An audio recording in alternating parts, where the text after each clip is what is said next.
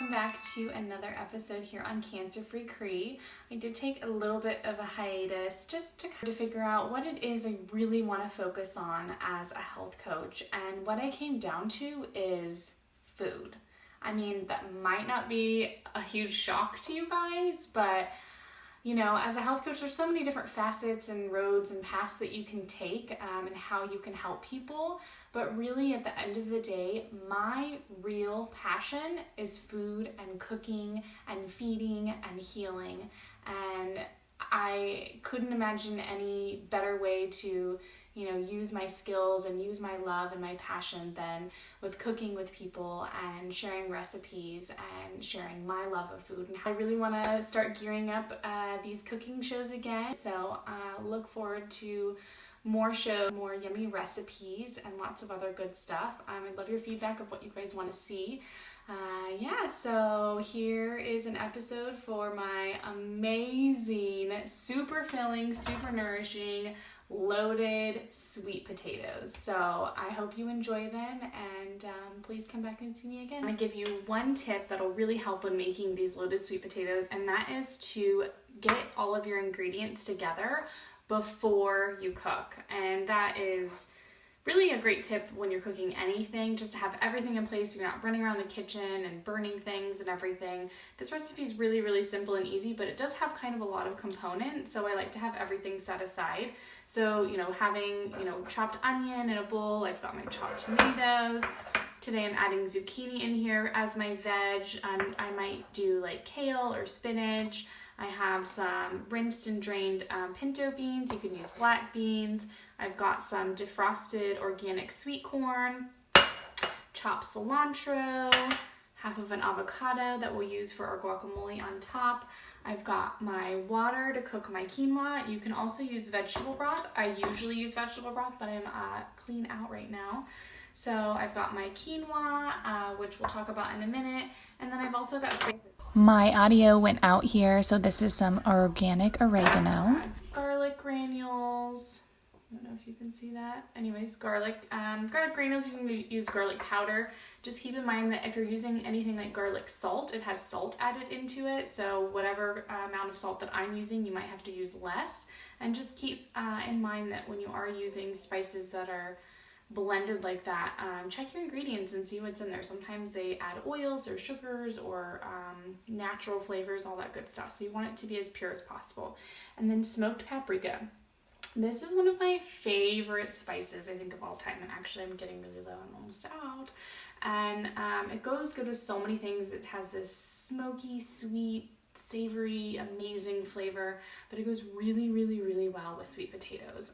It's just that, again, that smokiness of the sweet flavor, and you know, even just the color alone, that redness that goes along with the red sweet potato, I don't know, it just makes sense. So smoked paprika doesn't taste like paprika, regular paprika, which really doesn't taste like much at all. And there's so many different types of paprikas out there as well, but smoked is my favorite. And you can just get this at Trader Joe's, super easy. These are all spices that I use all the time and constantly. We've got our salt. I use a kosher salt that's flaked, and of course our hot sauce. So you don't have to use hot sauce in here. You could use salsa, you could do sriracha, whatever you want, no spice at all, but that's what I like to put on top of mine. So to get going here, I've actually already cooked my sweet potato, and I did that in the Instant Pot. And I will put in a little clip in here of how I did that. It's super easy. It takes about 25 minutes completely total from start to finish in your Instant Pot, which is awesome because normally if you do it in the oven, which I like to do mine in the toaster oven if I'm baking them, it takes about an hour, 45 minutes maybe if it's a smaller sweet potato. So I highly recommend, if you have an Instant Pot, use it for sweet potato because it's just super, super easy. I mean, it's almost easier than baking them, which I mean is also incredibly easy. It just takes longer.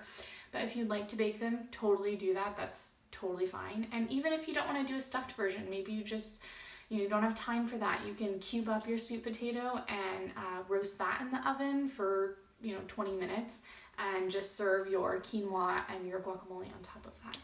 To make a sweet potato in an Instant Pot, you need your Instant Pot, of course, sweet potato, which I have scrubbed and cleaned and cut off one end so that it fits into the insert.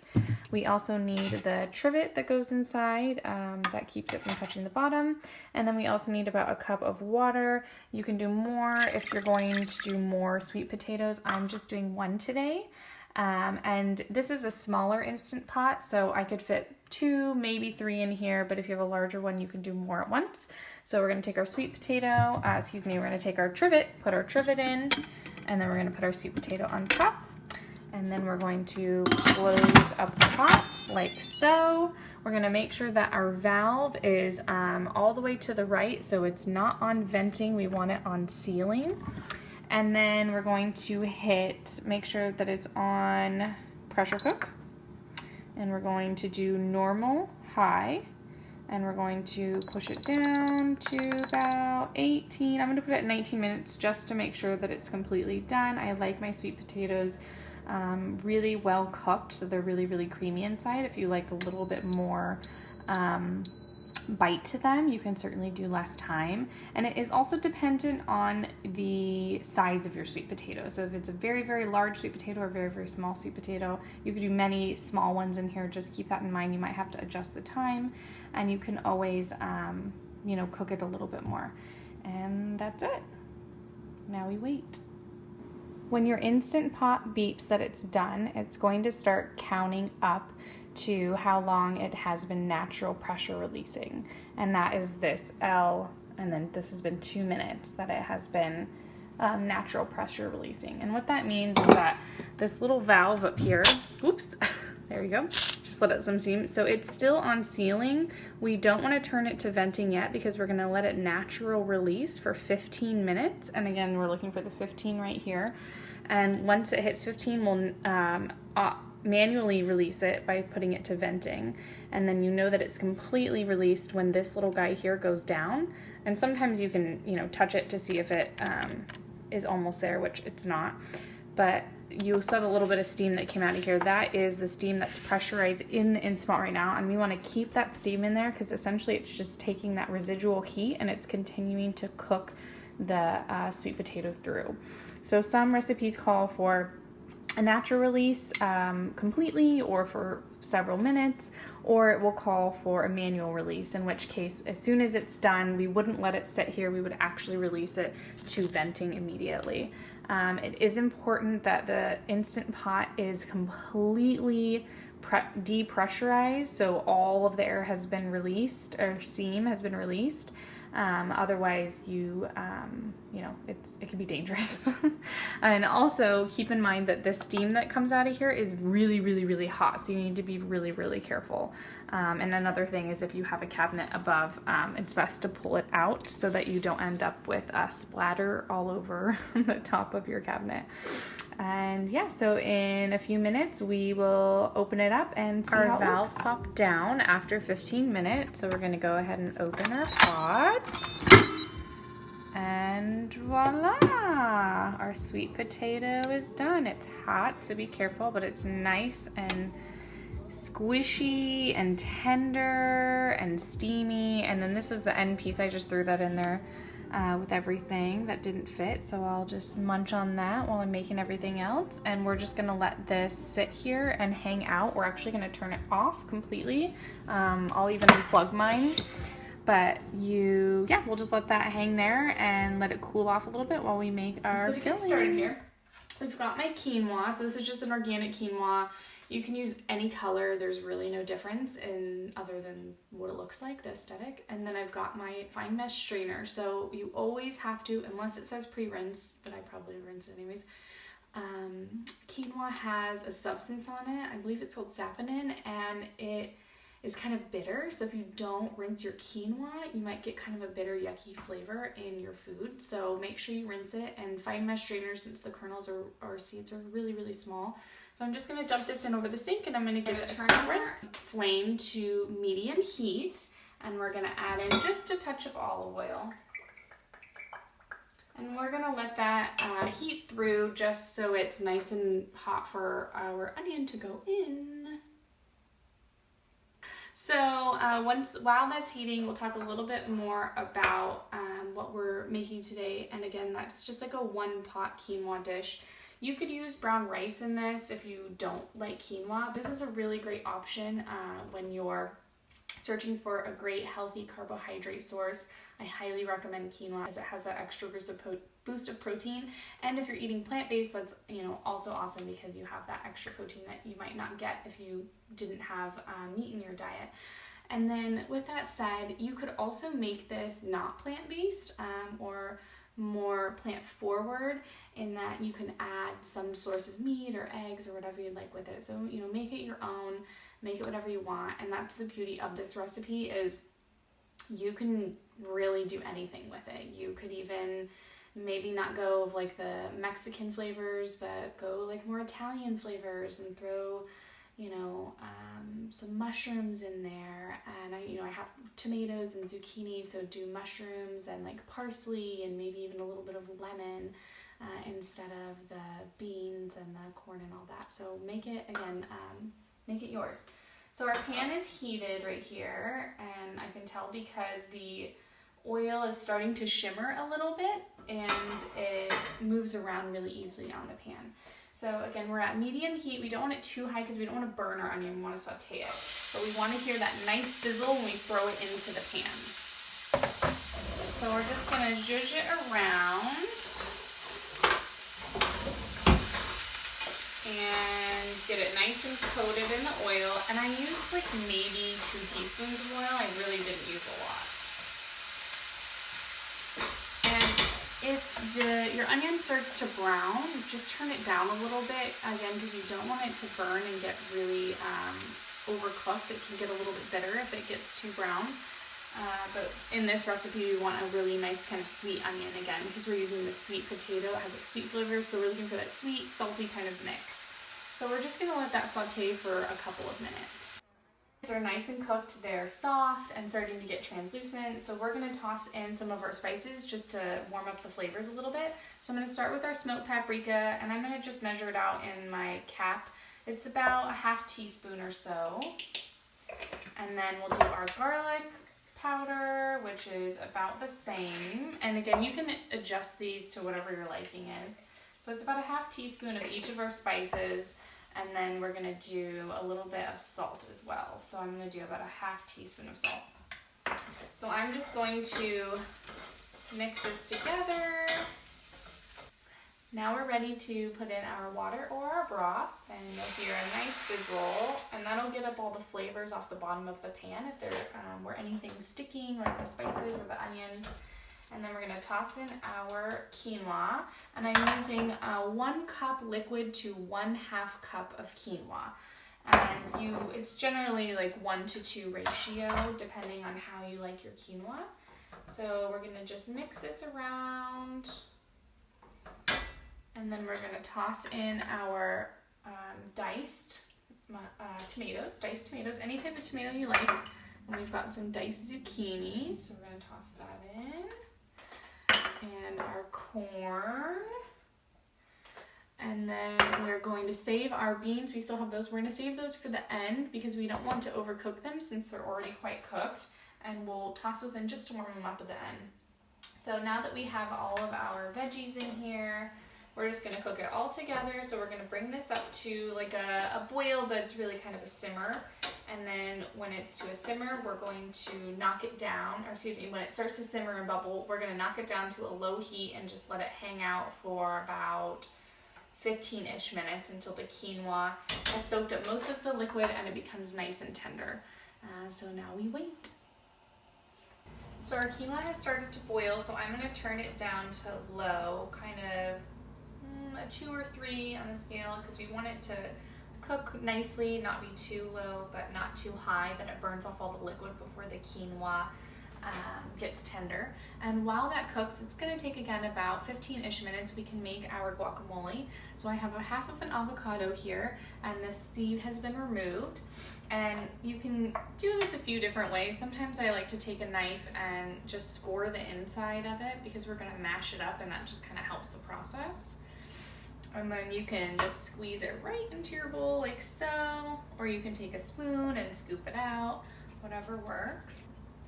And then once it's all in our bowl, we're gonna take a fork and we're just gonna mash it. So easy peasy squeezy, and you wanna do this part first before you add in any other component. So if you wanna add in things like tomatoes or onion or whatever it is,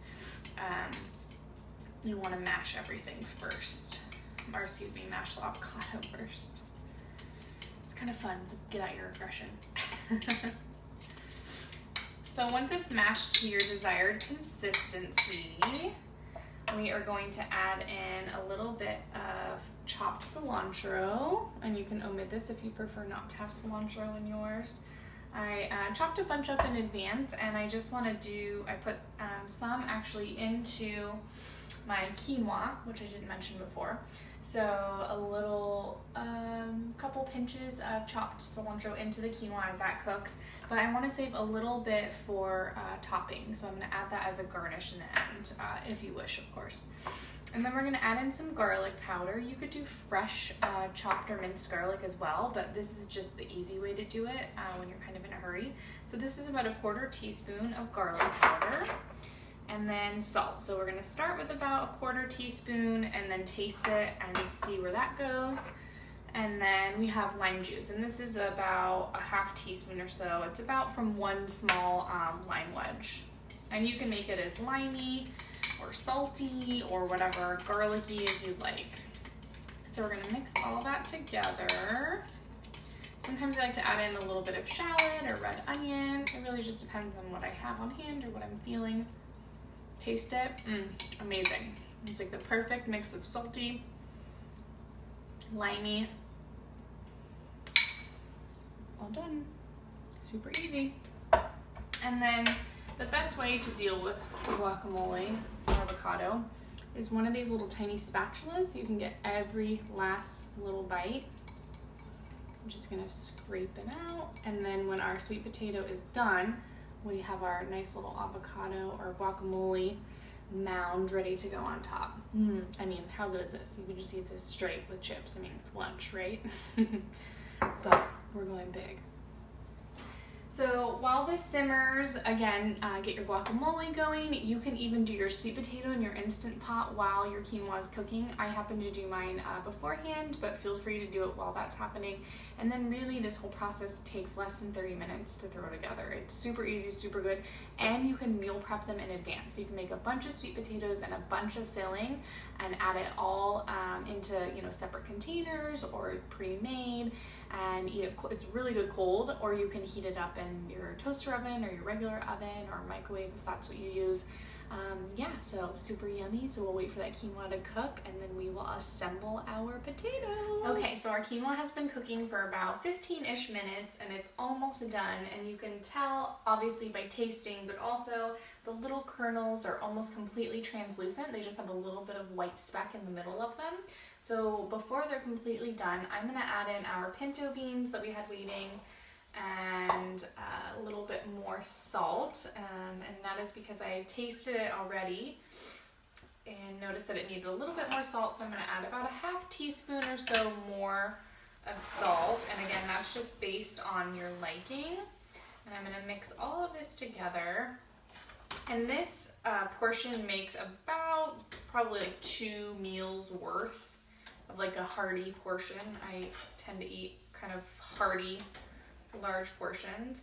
So what's awesome is that when you make this, you can make 2 sweet potatoes and then have 2 meals worth, or you can use this as just, you can make a quinoa salad out of this and add a little dressing drizzle and some lettuce the next day. It's kind of like a taco salad, but with quinoa instead of rice. So again, we're just gonna let this cook through a few more minutes and then we will get our sweet potatoes rolling. So our quinoa is cooked through and our beans are heated through and everything looks amazing. I added the extra amount of salt, which really brought out the rest of the flavors, and I am going to add just a touch more of the smoked paprika. So this is just really based on taste. Like I said, I love smoked paprika with sweet potatoes, so I really want to do a little bit more. And you can add this in the cooking process, but I just am doing a little bit on the end. Just with a lot of my recipes, I tend to kind of wing it, so this one is no different. Of course, taste your food before you plate it because you want to make sure that it's delicious. Perfect. It's a perfect amount of that sweet and smoky and salty. So we're going to go ahead and turn that off and we're going to assemble our potatoes. So I've got on a plate here my sweet potato, and it's nice and tender. So I'm going to take a knife and I'm just going to slice it right across like so. And then we're going to open up the potato a little bit so that we can stuff it on the inside. A fork works nicely for this, so just open that guy up, make it like a, and then we're gonna take our quinoa filling and get a nice scoopful, and we're gonna pop it right in the middle, and a little bit more. Oh my gosh, how good does that look? Amazing. To add our guacamole. So the guacamole that we made earlier. I'm so excited. And then we'll garnish it with a little bit of our fresh cilantro. And don't forget to add your hot sauce like I did. How good does that look? Are you as excited as I am about eating this? Because oh my god, I'm so hungry and it looks so good. I hope you guys enjoyed today's episode, and I hope that you make these. They are amazing. They're a showstopper. You can make them for a dinner party, whatever you want. Invite your friends over, do some meal prepping. But yeah, I hope you enjoy them and have a lovely day, and I hope to see you soon.